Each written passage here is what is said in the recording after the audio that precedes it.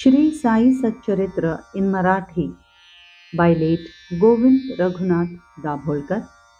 Translation in English by late Zareen. Adhyay 19, OV 56. सबुरी सद्गुणाची खाणी, सद्विचार रायाची हे राणी, निष्ठा आणि ही सख्या बहिणी, जीव प्राण दोघीसी. Patience is a mine of virtues. She is the queen of pious thinking. Faith and she are true sisters, and they dearly love each other. सबुरी वीण मनुष्य प्राणी, स्थिती तयाची दैन्यवाणी, पंडित असो का मोठा सद्गुणी, व्यर्थ जिणे हिजवीण.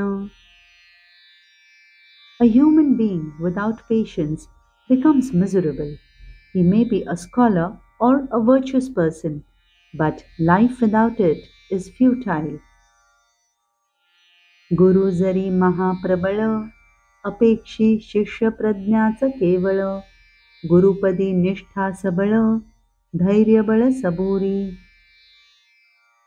Though a guru is very powerful, he expects only wisdom from his disciple, firm faith, lots of courage, and patience at the feet of the Guru. जैसा दगड आणि मणी, उजळती दोन्ही घासिता सहाणी, परी दगड राहे दगडपणी, मणी तो मणी ते जाळ. Just as a stone and a gem, if both are rubbed against a grindstone, both shine, but a stone is a stone, and a gem, after all, a lustrous and precious stone. एकची संस्कार दोघा उजळणी, दगडा चढेल काय मण्याचे पाणी, घडेल मण्याची सतेज हिरकणी, दगड निजगुणी तुळतुळीत.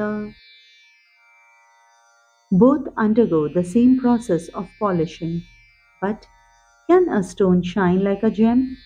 A gem may become luminous diamond, but the stone will remain the same, only it will become a little smoother.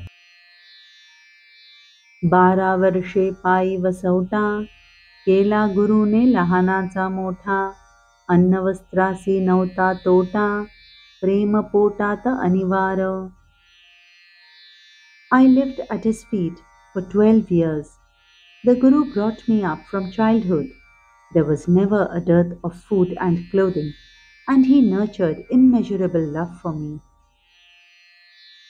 भक्ती प्रेमाचा केवळ पुतळा, जयास शिष्याचा खरा जिव्हाळा, माझ्या गुरु सम गुरु विरळा, सुख सोहळा न वर्णवे.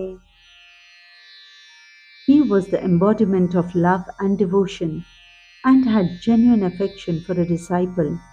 A guru like mine would rarely be found. I cannot describe the rapturous joy. काय त्या प्रेमाचे करावे वर्णन, मुख पाहता ध्यानस्थ नयन, आम्ही उभयता आनंद घन, अन्यावलोकन नेणे मी.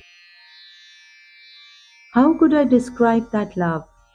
When I looked at him, he seemed as if he was in deep meditation, and we both were filled with bliss. I could never look anywhere else. प्रेमे गुरुमुखावलोकन, करावे म्या रात्रंदिन, नाही मज भूक ना तहान, गुरुवीण मन अस्वस्थ.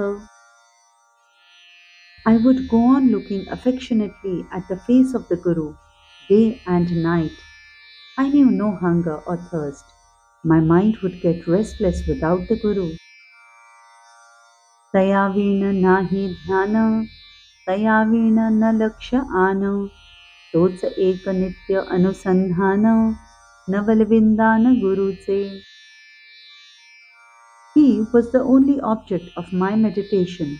I would have no other goal than him. He alone was my constant goal. The ways of the Guru are mysterious. हीच माझ्या गुरुची अपेक्षा, काही न इच्छितो यापेक्षा, केली न माझी केव्हाही उपेक्षा, संकटी रक्षा सदैव. This was the only expectation of my Guru. He did not desire anything more than this. He never disregarded me and always protected me from difficulties.